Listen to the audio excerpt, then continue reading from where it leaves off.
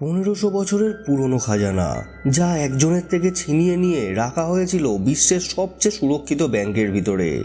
এবার একদল ইঞ্জিনিয়ার কিভাবে সেখান থেকে এই গুপ্তধন উদ্ধার করে তা নিয়েই আজকের এই গল্প। তো চলুন আজকের ভিডিও শুরু করা যাক। সিনেমার শুরুতে আমরা দুজন স্প্যানিশ ডুবুরিকে দেখতে পাই, যারা সমুদ্রের তলায় কিছু একটার খোঁজ করছিল। কিছুক্ষণ পর তারা সেখান থেকে একটা স্বর্ণ মুদ্রায় ভরা বাক্স নিয়ে উপরে আসে। যদিও তাদের বস ওয়াল্টার বাক্স দেখে খুব একটা খুশি হয় না। সে তাদের দুজনকে আবারও জলের তলায় যেতে বলে, কারণ স্বর্ণ মুদ্রার থেকেও দামি কিছু সেখানে রয়েছে, আর ওয়াল্টার সেটাই চায়। তারা দুজন ওয়াল্টারের কথা মতো আবারও নিচে যায় এবং আরেকটি বাক্সের সন্ধান পায়, যেটা দেখে ওয়াল্টার অনেক খুশি হয়ে যায়। হয়তো এটাই সে খুঁজছিল। কিন্তু তার এই খুশি বেশিক্ষণ স্থায়ী হয় না। কিছুক্ষণের মধ্যেই এখানে স্পেনের পুলিশ চলে আসে, কারণ ওয়াল্টার আসলে বেআইনি কাজ করছিল। স্পেন সরকারের আইন অনুযায়ী এখানে পাওয়া যে কোনো ধনসম্পত্তির উপর শুধুমাত্র সরকারেরই অধিকার থাকবে।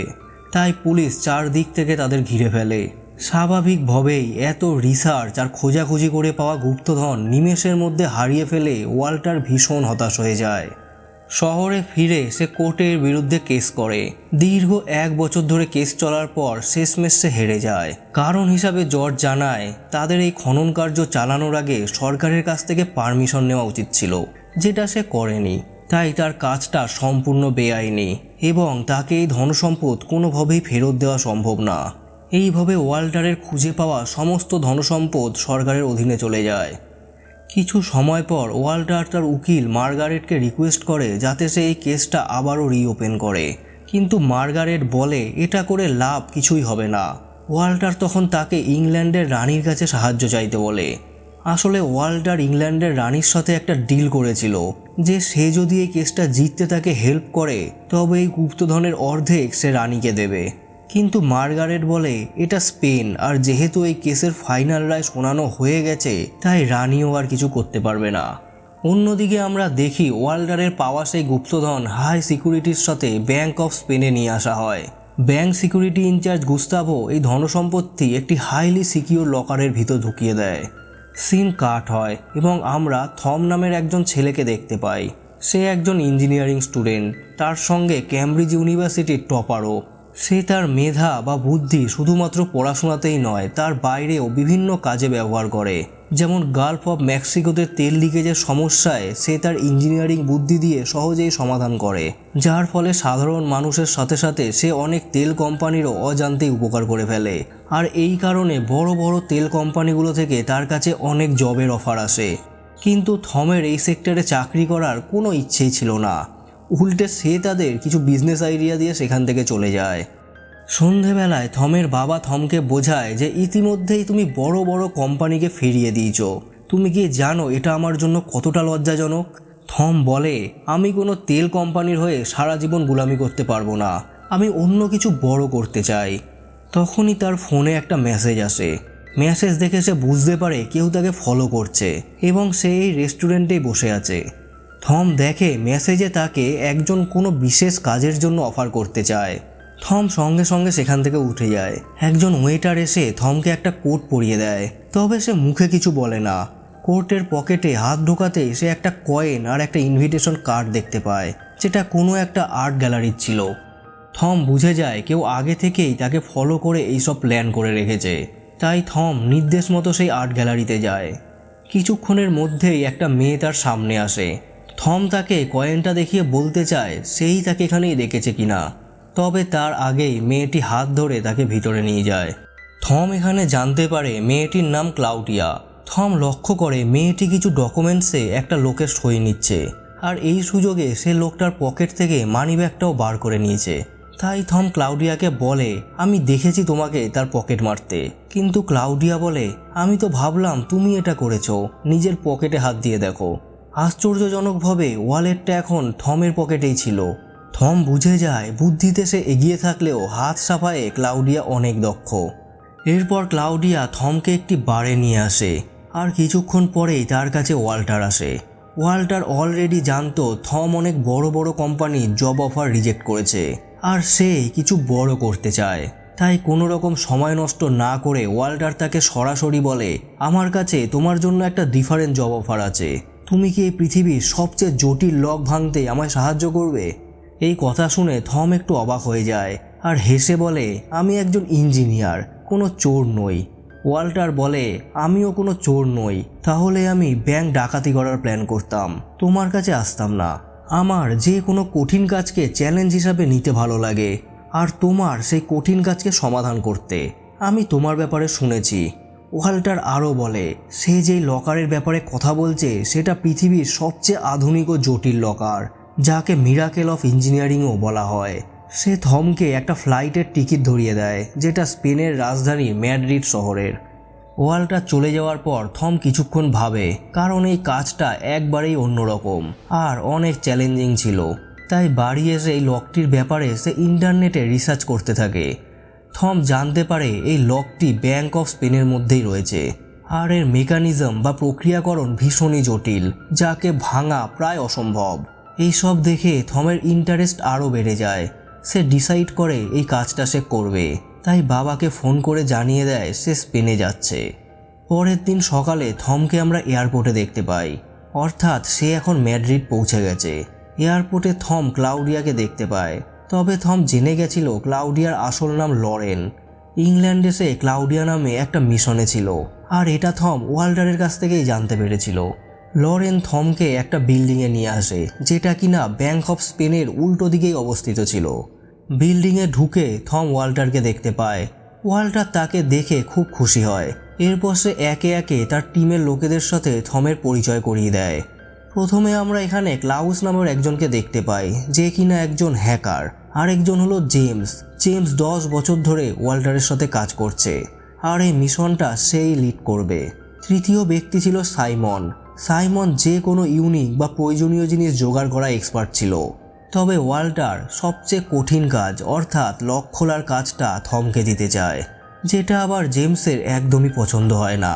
সে নানাভাবে কথা শুনিয়ে থমকে ছোট করার চেষ্টা করে, কিন্তু ওয়াল্টার জেমসের কথায় কোনো পাত্তাই দেয় না এবং ক্লাউসকে এসে জিজ্ঞাসা করে তাদের এই মিশনের প্রথম স্টেপ কতটা এগোলো। ক্লাউস জানায় সে ব্যাংকের ফোনগুলো ইতিমধ্যেই হ্যাক করে ফেলেছে, তবে ব্যাংকের সিস্টেম হ্যাক করা ততটা সহজ নয়, যার জন্য তাদের ব্যাংকের পাসকোড লাগবে। তাও ক্লাউস র্যান্ডম নাম্বার টিপে টিপে সিস্টেম হ্যাক করার চেষ্টা করে, কিন্তু এইভাবে কোড ব্রেক করতে গেলে তাকে প্রায় 100 কোটি বার নাম্বার টিপতে হবে, যেটা আসলে সম্ভব নয়। তখন হঠাৎই থমের মাথায় একটা আইডিয়া আসে। সে বলে, আমরা ব্যাংকের এমন একজন এমপ্লয়িকে ফোন করতে পারি যে বর্তমানে ছুটিতে রয়েছে। তারপর তার সাথে অটোমেটেড মেসেজের মতো কথা বলে ব্যাংকের পাসকোড ডায়াল করতে বলবো, যেটা ট্র্যাক করে আমরা কোডটা পেলেও পেতে পারি। ক্লাউস প্রথমে কথাটা হেসে উড়িয়ে দেয়, কিন্তু আর কোনো উপায় না থাকায় সাইমন থমের কথা মতোই কাজ করে এবং একজন এমপ্লয়ের সাথে অটোমেটেড মেসেজের মতো করে কথা বলে তাকে ব্যাংকের পাসকোড ডায়াল করতে বলে।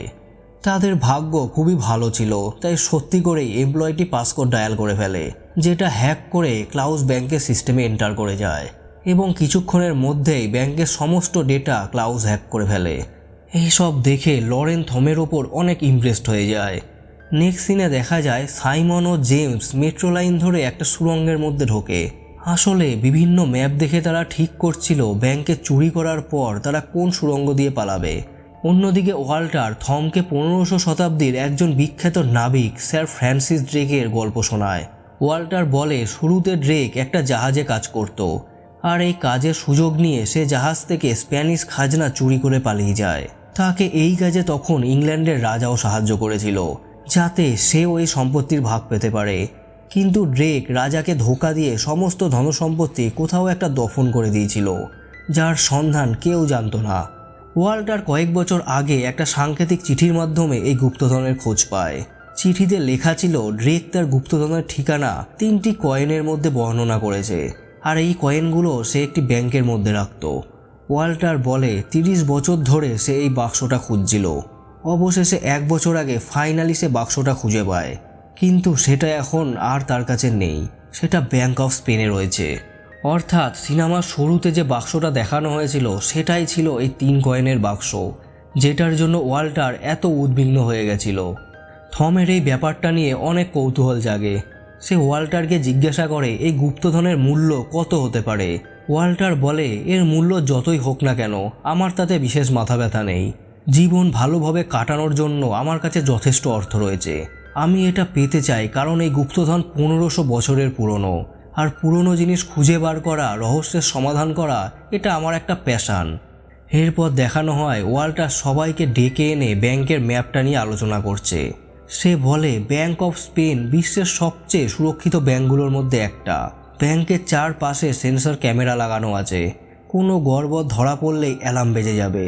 তার উপর ব্যাংকের কিছুটা সামনেই স্প্যানিশ আর্মির হেডকোয়ার্টার রয়েছে, তাই যদি ব্যাংকে কোনো রকম হামলা বা অঘটন কিছু ঘটে সঙ্গে সঙ্গে 500 সৈন্য ব্যাংকের সুরক্ষার জন্য চলে আসবে। এছাড়া ব্যাংকের সিকিউরিটি ইনচার্জ গুস্তাভো একজন কড়া ও বুদ্ধিধারী মানুষ। সে আগে অ্যান্টি টেরোরিস্ট ফোর্সের হেড ছিল, আর রেকর্ড অনুযায়ী তার হাতে ধরা পড়লে সে জেলে দেবে না, বরং মেরে ফেলবে। ওয়াল্টার তাদের সেই রহস্যময় ভল্টের একটা ছবি দেখায় যেখানে সেই বাক্সটা রয়েছে। সে বলে এই ভল্টে পৌঁছানোর জন্য তাদের একটা ব্রিজ পার করতে হবে, আর সেটা করার পর তাদের প্রয়োজন হবে 2টো অরিজিনাল চাবি ও গুস্তাভোর আঙুলের ছাপ। তবে এখানেই শেষ নয়, এর পরেও ভল্টের একটা নিজস্ব সিকিউরিটি সিস্টেম আছে যার ব্যাপারে কেউ জানে না। জেমস জানায় ভল্টের ভিতরে ঢোকার পর এই সিস্টেম যদি তারা ব্রেক করতে না পারে তবে সেখানেই আটকে যাবে, আর এই গোপন মেকানিজমটাকে মিরাকেল অফ ইঞ্জিনিয়ারিং বলা হয়।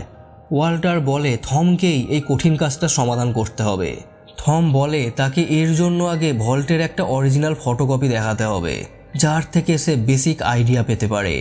কিন্তু দুর্ভাগ্যবশত ক্লাউস এখনও ভল্টের ক্যামেরা হ্যাক করতে পারেনি, তাই সাইমন ডিসাইড করে তারা কাল ব্যাংকের ভিতরে যাবে আর সুযোগ বুঝে সার্ভারে একটা বাগ লাগিয়ে দেবে। এরপর সাইমন ব্যাংকের সিকিউরিটি সার্ভিসের গলা করে ব্যাংকের মেইনটেন্স ডিপার্টমেন্টে ফোন করে বলে ব্যাংকের অ্যালার্ম সিস্টেমে কিছু একটা গন্ডগোল রয়েছে, তাই তার টিম কাল ব্যাংকে যাবে। আর সে মেইনটেনেন্স স্টাফদের কালকে ব্যাংকে আসার জন্য বারণ করে দেয়। ক্লাউস সবার জন্য ফেক আইডি বানিয়ে দেয়, কিন্তু এর মধ্যে জেমসকে তারা সামিল করতে পারে না, কারণ অতীতে সে ইংল্যান্ডের স্পেশাল ফোর্সে ছিল, তাই তার সমস্ত ডিটেলস ব্যাংকের ডাটাবেসে রয়েছে। ফলে যে কোনো মুহূর্তে সে ধরা পড়ে যেতে পারে। থম জেমসের বদলে ব্যাংকে যেতে চায়। জেমস তাকে সাবধান করে বলে এই সব ব্যাপারে তোমার কোনো এক্সপিরিয়েন্স নেই, যদি কোনোভাবে তোমার উপর কারো সন্দেহ হয় তবে ইঞ্জিনিয়ার থেকে সোজা দেশের সবচেয়ে বড় ক্রিমিনাল হয়ে যাবে। এই কাজটা অনেক টাফ আর রিস্কি ছিল। তাও ওয়াল্টার থমকে ব্যাংকের ভিতরে যাওয়ার পারমিশন দিয়ে দেয়, যেটা জেমসের মোটেই পছন্দ হয় না। পরের দিন সকালে সাইমন ও থম ক্লিনিক স্টাফ সেজে ব্যাংকে প্রবেশ করে। ব্যাংকে ঢুকতেই সিকিউরিটি জিজ্ঞাসা করে আজ তোমরা শুধু দুজন কেন, বাকিরা কোথায়? সাইমন বলে এখন ফুটবল বিশ্বকাপ চলছে, তাই সবাই ছুটি নিয়েছে। সিকিউরিটি গার্ড তাদের আইডি কার্ড স্ক্যান করে ভিতরে যাওয়ার পারমিশন দিয়ে দেয়, কারণ আগেই ক্লাউস তাদের ফেক ডিটেলস ব্যাংকের ডেটাবেসে ইনপুট করে দিয়েছিল। তাদের ঢোকার কিছুক্ষণের মধ্যেই লরেন আসে। সে একজন আর্ট এক্সপার্ট সেজে আসে, আর তার পরিচয় হিসাবে সে তার গোপন নাম ক্লাউডিয়াই বলে। সিনেমার শুরুতেই আপনারা দেখেছিলেন লরেন আর্ট গ্যালারির ভিতরে কিছু ডকুমেন্টসে একজন লোকের সই নিচ্ছিল।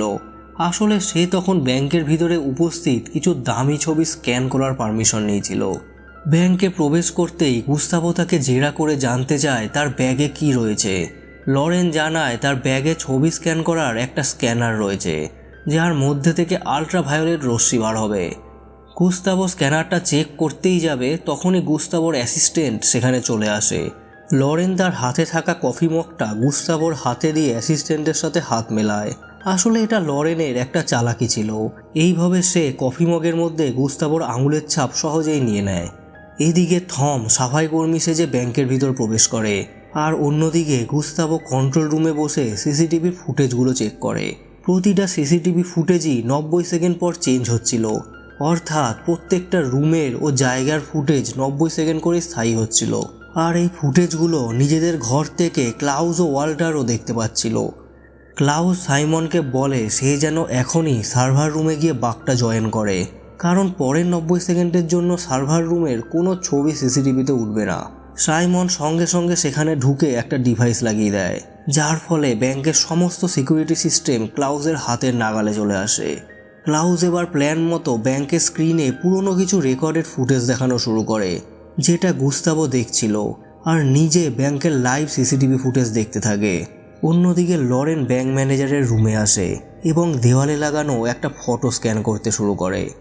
এই সময় ক্লাউস লরেনের কয়েক সেকেন্ডের একটা ভিডিও রেকর্ড অন করে একটা সিন তৈরি করে এবং সেটা গুস্তাভোর মনিটরে চালিয়ে দেয়, যাতে গুস্তাভো দেখে মনে হয় লরেন তো শুধুমাত্র ছবিগুলোই স্ক্যান করছে, যেমনটা সে বলেছিল। অন্যদিকে থম কনফারেন্স রুমে যায় এবং ওয়াল্টার তাকে জানায় এই রুমটা একদম ভল্টের উপরে, অর্থাৎ এই মুহূর্তে সে ভল্টের উপরেই দাঁড়িয়ে আছে। থম সঙ্গে সঙ্গে একটা ম্যাগনেটোমিটার যন্ত্রের সাহায্যে ভল্টটা স্ক্যান করতে থাকে, আর একই সাথে লরেনেরও প্রথম চাবি স্ক্যান করা হয়ে যায় এবং চাবিটা আবার সে জায়গা মতো রেখে দেয়। ঠিক তখনই ব্যাংকের চেয়ারম্যান সেখানে চলে আসে। লরেন তার সাথে স্বাভাবিকভাবেই কথা বলে, কিন্তু একটা সমস্যা হলো যে রেকর্ডের সিনটা সে ব্যাংকের সিসিটিভিতে দেখাচ্ছিল সেটা 20 সেকেন্ডের মধ্যেই শেষ হয়ে যাবে, তাই তাকে আগের জায়গায় ফিরে যেতে হবে এবং চেয়ারম্যানকেও ভিডিও থেকে সরাতে হবে, নয়তো গুস্তাভো হঠাৎই করেই তাদের স্থান অদলবদল হতে দেখে সন্দেহ করবে। লরেন তাই বুদ্ধি করে চেয়ারম্যানকে দূর থেকেই তার একটা ফটো তুলতে বলে আবারও ছবির সামনে চলে যায়। ছবি তোলা হলে চেয়ারম্যান যখন লরেনের কাছে আসে, গুস্তাভো ভাবে এখনই হয়তো সে কেবিনে ঢুকেছে, আর এখন থেকে গুস্তাভো আবার সব কিছু লাইভ দেখতে শুরু করে। এদিকে একটা সমস্যা হয়ে যায়। থম যখন ভল্টটা স্ক্যান করছিল তখনই সবাই কনফারেন্স রুমে ঢোকে এবং একটা মিটিং শুরু করে, আর বেচারা থম মিটিং টেবিলের নিচেই ফেসে যায়। জেমস থমকে এখনই বেরিয়ে আসতে বলে, কিন্তু থম রাজি হয় না, কারণ তার স্ক্যান প্রায় শেষ হয়ে এসেছিল। থম লক্ষ্য করে তার স্ক্যানিং 96%-এ গিয়ে আটকে যাচ্ছে, তার বেশি আর এগোচ্ছে না। থম রিয়েলাইজ করে বাকি স্ক্যানটুকু করার জন্য তাকে মেশিনের পাওয়ার বাড়াতে হবে, যার জন্য সে অনেক সাবধানে পাওয়ার বাড়িয়ে দেয় এবং তার স্ক্যান সম্পূর্ণ হয়। কিন্তু পাওয়ার বাড়ানোর জন্য ব্যাংকের সেন্সর সেটিকে ডিটেক্ট করে নেয় এবং অ্যালার্ম বেজে ওঠে। অ্যালার্মের আওয়াজ শুনেই পুরো ব্যাংকে হুড়োহুড়ি কাণ্ড বেঁধে যায়। সঙ্গে সঙ্গে বাইরে থেকে স্প্যানিশ সৈন্যর একটা দল ছুটে আসে এবং গুস্তাভোর কথা মতো পুরো ব্যাংকটাকে ভিতর থেকে লক করে দেওয়া হয়। অন্যদিকে লরেনেরও দ্বিতীয় চাবি স্ক্যানের কাজ সম্পন্ন হয়, কিন্তু অ্যালার্ম বাজার কারণে তৃতীয় চাবিটা স্ক্যান করার আগেই তাকে বেরিয়ে আসতে হয়। তবে এখানে একটা সমস্যা হয়ে যায়। তাড়াহুড়োতে লরেন আসল চাবিটা নিয়েই বেরিয়ে আসে এবং লকারটা খোলাই থেকে যায়, আর এটা যদি কেউ দেখে ফেলে তাহলে তাদের জন্য ভয়ঙ্কর বিপদ হবে। এদিকে লরেন এখন ভিতরেও যেতে পারবে না, কারণ চেয়ারম্যান তার সাথেই রয়েছে। ক্লাউস তখন লরেনকে জানায় থম নিচেই রয়েছে, সে যেন চাবিটা থমকে দিয়ে দেয়। লরেন তাই করে, সে সিঁড়ি থেকে চাবিটা নিচে ফেলে, যেটা থম ক্যাচ করে নেয়। ক্লাউস তাকে ইনস্ট্রাকশন দিতে থাকে যে চাবিটা কোথায় রাখা ছিল।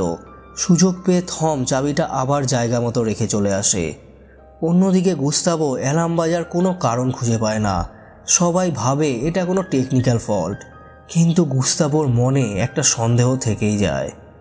এরপর দেখানো হয় থম ভল্টে স্ক্যান করা ছবিটা বড় স্ক্রিনে কাস্ট করে। থম লক্ষ্য করে স্ক্যান করা ছবিটা প্রায় আগের ছবিটার মতোই, কিন্তু একটা অংশ একটু আলাদা, আর সেটা ছিল ভল্টের উপরের দিকে ঘোলাটে একটা অংশ। তারা কেউই বুঝতে পারে না এটা আসলে কি। অনেকক্ষণ ভালোভাবে পরীক্ষা করার পর থম বুঝতে পারে এটা আসলে একটা জলের ট্যাঙ্ক। অর্থাৎ কেউ যদি কায়দা করে ভিতরে ঢোকার চেষ্টা করে বা ভল্টের ভিতরে কোনো রকম গন্ডগোল হয়, তবে জল ওপর থেকে নিচে আসতে শুরু করবে এবং বের হওয়ার দরজাও বন্ধ হয়ে যাবে, ফলে চোর জলে ডুবেই মারা পড়বে। সবাই একটু ঘাবড়ে যায়। থম বুঝতে পারে না ভল্টের ভিতরে লোক ঢুকলে কিভাবে জল নিচে নেমে আসবে। থম এখন ওয়াল্টারের কাছে থাকা আরেকটা ছবি দেখে। সবাই প্রথমে ভেবেছিল এটা কোনো সৈন্যের ছবি, কিন্তু থম ভালো করে দেখে বুঝতে পারে এটা হলো আসলে লেডি অফ জাস্টিসের ছবি, যার হাতে একটা দাড়িপাল্লা থাকে।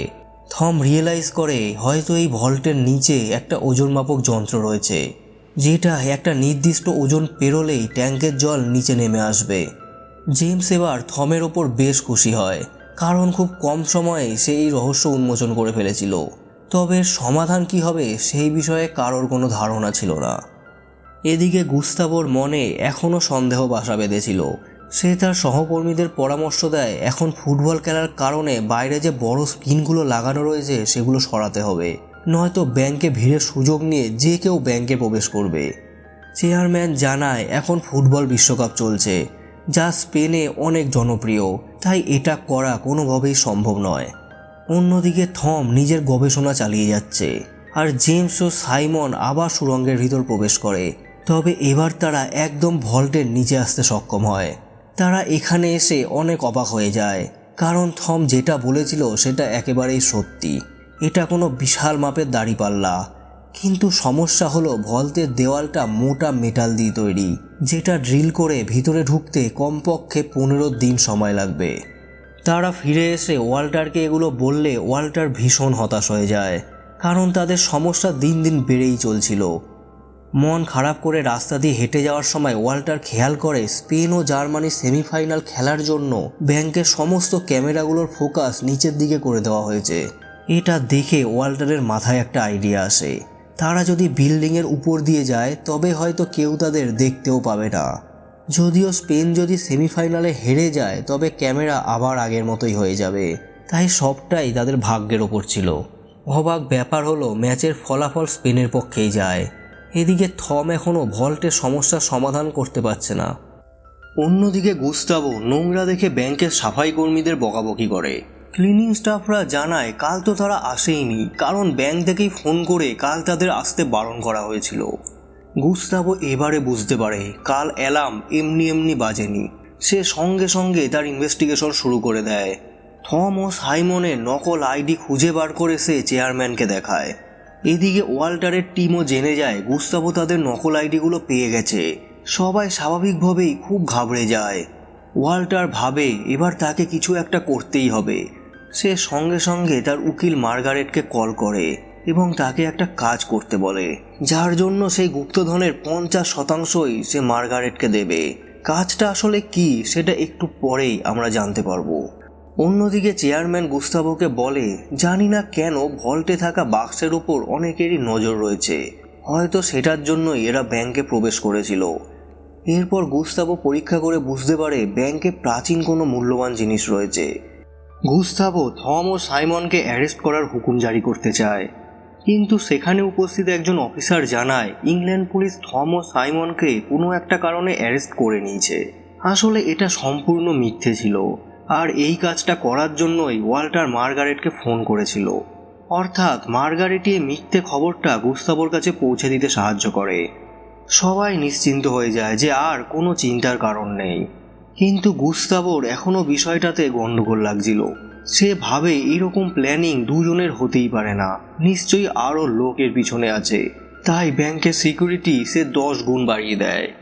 এদিকে থমকে দেখানো হয় যে কিছুতেই ভল্টের সমস্যার সমাধান বার করতে পারে না এবং অনেক হতাশ হয়ে পড়ে। সে রিল্যাক্স করার জন্য লরেনের সাথে একটা বারে আসে। তখন সে লক্ষ্য করে ওয়েটার গ্লাস ঠান্ডা করার জন্য নাইট্রোজেন স্প্রে করছে। এটা দেখে থমের কিছু একটা মনে পড়ে যায় এবং সবাইকে ডেকে একটা ছোট মাপক যন্ত্রের উপর নাইট্রোজেন স্প্রে করতে শুরু করে। তারপর যন্ত্রের উপর একটা ওয়েট চাপায়, কিন্তু অবাক ব্যাপার হলো মাপক যন্ত্রের কাঁটা একটুও নড়চড় হয় না। এই এক্সপেরিমেন্ট দেখে সবাই অবাক হয়ে যায়। থম বলে এই মাপক যন্ত্রে উপস্থিত স্প্রিংটাকে ঠান্ডা করে ফ্রিজ করে দেওয়া যায়, যার ফলে এই যন্ত্রের স্বাভাবিক ধর্ম লোপ পায় এবং যন্ত্র আর কাজ করে না। থম জানায় এই প্রিন্সিপাল যে কোনো বড় মাপক যন্ত্রেও কাজ করবে, আর এই ট্রিক কাজে লাগিয়েই তারা ভল্টের ভিতর নিরাপদে ঢুকতে পারবে। তবে এই কাজের জন্য 500 লিটার নাইট্রোজেন লাগবে, আর এটা কোনো কম পরিমাণ নয়। তবে তাদের সাথে সাইমন ছিল, যে এই নাইট্রোজেন জোগাড় করে এনে দিতে পারবে। এরপর তারা ছোট করে একটা পার্টি করে নিজেদের চার্জ করার জন্য, কারণ পরের দিনই ফুটবলের ফাইনাল ম্যাচ, আর সেই সময়েই তারা চুরি করতে ঢুকবে। সাইমন বলে সে কালকের খেলা দেখতে ভীষণ আগ্রহী, কারণ কাল স্পেন বিশ্বকাপ ফাইনাল খেলবে। তাই সে একটা পুরনো রেডিও সঙ্গে করে নিয়ে নেয়। ফাইনালি সেই দিন আসে। দেখা যায় ব্যাংকের সামনের রাস্তা লোকজনে ভরে গেছে, সবাই গান বাজনার মাধ্যমে সেলিব্রেট করছে। আর এই সুযোগেই থম, জেমস ও সাইমন বিল্ডিংয়ের উপর চলে আসে। অন্যদিকে ওয়াল্টার ও ক্লাউস বিল্ডিংয়ের ভিতরে বসে সিসিটিভি ফুটেজ দেখতে থাকে। ওয়াল্টার জেমসকে এগিয়ে যাওয়ার নির্দেশ দেয়। নির্দেশ শুনে তারা ব্যাংকের ছাদে একটি হুক ফায়ার করে, যার সাথে দড়ি লাগানো ছিল। তারা তিনজনেই এই দড়ির সাহায্যে ব্যাংকের ছাদে পৌঁছে যায়।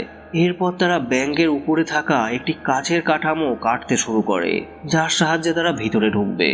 ক্লাউস আগের মতোই ব্যাংকের স্ক্রিনে রেকর্ডের একটা ফুটেজ চালু করে দেয় এবং জেমস, থম ও সাইমন ব্যাংকের ভিতরে প্রবেশ করে।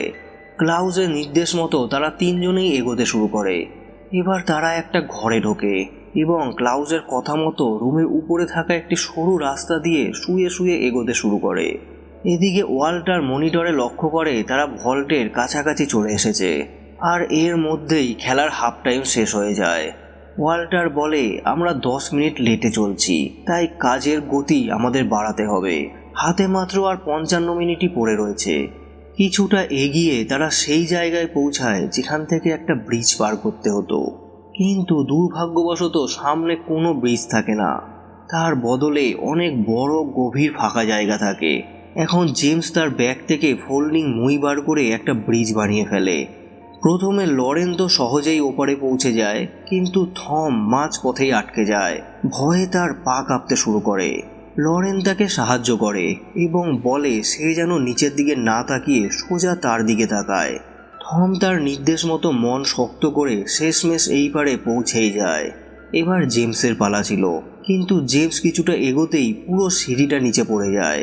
সেই মুহূর্তে থম তার হাত ধরে তাকে বাঁচিয়ে নেয়। নিজের প্রাণ বাঁচানোর জন্য জেমস থমকে একটা থ্যাঙ্কস পর্যন্ত জানায় না। এবার তাদের সামনে আসে একটা দরজা, যেখানে তাদের একটা কোড ডায়াল করতে হতো, আর এই কাজটা করবে ক্লাউস। সমস্যা হলো এই কোড প্রতি 30 সেকেন্ড পরপর চেঞ্জ হয়, অর্থাৎ 30 সেকেন্ডের মধ্যেই কোড হ্যাক করে ক্লাউসকে তাদের বলতে হবে, নয়তো কোড আবার চেঞ্জ হয়ে যাবে। ক্লাউস অনেক খেটে নিজের দক্ষতা দিয়ে কোড হ্যাক করে ফেলে এবং খুব তাড়াতাড়ি তাদের দিয়ে দেয়। তারপর প্রথম দরজা খুলে তারা ভিতরে ঢোকে। অন্যদিকে কন্ট্রোল রুমে বসে গুস্তাভো সেটাই দেখছিল যেটা ক্লাউস তাদের দেখাচ্ছিল। এবার থমের সামনে সেই দরজা আসে যেটা খুলতে পারলেই তারা ভল্টের ভিতর প্রবেশ করতে পারবে। তবে এই দরজা খোলার জন্য গুস্তাভোর আঙুলের ছাপের প্রয়োজন ছিল। লরেন গুস্তাভোর থেকে নেওয়া সেই আঙুলের ছাপ তুলে সেন্সরে প্রেস করে এবং ডুপ্লিকেট চাবি দিয়ে ফাইনালি সেই ভল্টের দরজা খুলতে সক্ষম হয়। এখন তাদের সামনে সেই ঐতিহাসিক বাক্স ছিল যার মধ্যে কয়েনগুলো রয়েছে। তবে এখনও তারা ভল্টে পা রাখে না, কারণ আগে তাদের সেই ওজন মাপক যন্ত্রটাকে ফ্রিজ করতে হবে। ক্লাউস সাইমনের কাছে সংকেত পাঠায় এবং সাইমন নির্দেশ মতো লিকুইড নাইট্রোজেন দিয়ে যন্ত্রের স্প্রিংয়ে স্প্রে করতে শুরু করে। সে একে একে সব সিলিন্ডারগুলো খালি করে দেয়। আস্তে আস্তে যন্ত্রটি ফ্রিজও হয়ে যায়। থম পরীক্ষা করে দেখে তার প্ল্যানে কাজ হয়েছে। সবাই ভিতরে ঢুকে বাক্সগুলো ঘেটে সেই 3টে কয়েন খুঁজতে শুরু করে। ওদিকে গুস্তাভোর কাছে একটা সংকেত আসে। সে সঙ্গে সঙ্গে সব গার্ডদের ভল্টের দিকে পাঠায়। ভিতরে ঢুকতেই গার্ডরা ব্যাংকের ওপরের ছাদের ভাঙা অংশটা দেখতে পায়। গুস্তাভো শুনে চমকে ওঠে।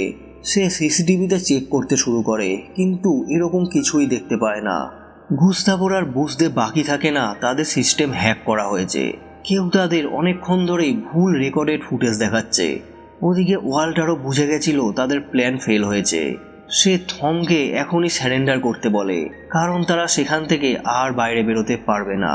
আর তাছাড়াও ভল্টের তাপমাত্রা আবার স্বাভাবিক হচ্ছে, যার ফলে কিছুক্ষণের মধ্যেই হয়তো সেখানে জলে ভরে যাবে। ওয়াল্টারের কথা শুনে থম ও লরেন তো তাড়াতাড়ি কয়েন নিয়ে বেরোনোর চেষ্টা করে, কিন্তু জেমস না বেরিয়ে হঠাৎই তাদের দিকে বন্দুক লক্ষ্য করে, যেটা দেখে সবাই ঘাবড়ে যায়। ওয়াল্টারও কিছু বুঝতে পারে না জেমস এমনটা কেন করছে। এদিকে জেমস লরেনকে ভয় দেখিয়ে সেই 3টি কয়েন তাকে দিতে বলে। এখানে একটা টুইস্ট আসে। জেমস এখনও ব্রিটিশ স্পেশাল ফোর্সের হয়েই কাজ করছিল, আর শুধু এই গুপ্তধনের সন্ধান করার জন্যই সে ছদ্মবেশে ওয়াল্টারের সাথে ছিল, যাতে করে এই প্রাচীন গুপ্তধন সে সুযোগ বুঝে ওয়াল্টারের কাছ থেকে ছিনিয়ে নিয়ে ব্রিটিশ সরকারের নামে করতে পারে। এই সব শুনে বাধ্য হয়ে থম ও লরেন কয়েন 3টি জেমসের হাতে দিয়ে সেখান থেকে পালানোর চেষ্টা করে, কিন্তু ততক্ষণে ভল্টের দরজা বন্ধ হয়ে যায়, যার জন্য 3জনই ভল্টের ভিতর আটকে যায়। অন্যদিকে গুস্তাভোর কাছেও অ্যালার্ম বেজে ওঠে এবং সে শিওর হয়ে যায় তারা ভল্টের ভিতরেই রয়েছে। সে সঙ্গে সঙ্গে আর্মি হেডকোয়ার্টারে সাহায্যের জন্য ফোন করে।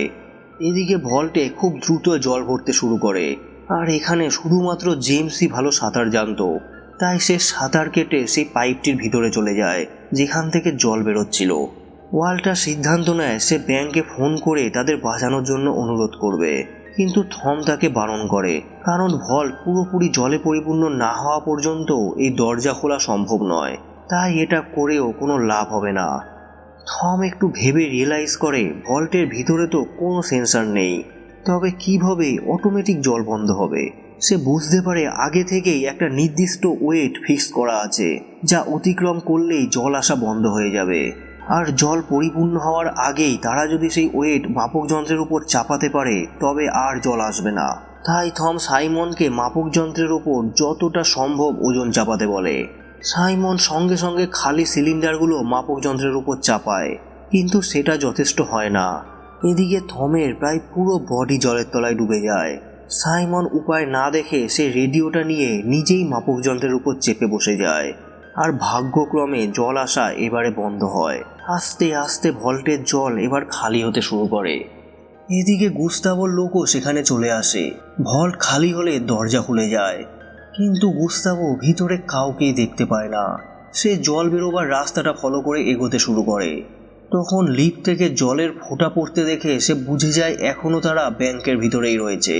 তাই সঙ্গে সঙ্গে সে পুরো ব্যাংকটা ঘিরে ফেলার আদেশ দেয়। কিছুক্ষণ পর সিসিটিভিতে গুস্তাভো দেখে দুজন চেয়ারম্যানের ঘরে যাচ্ছে।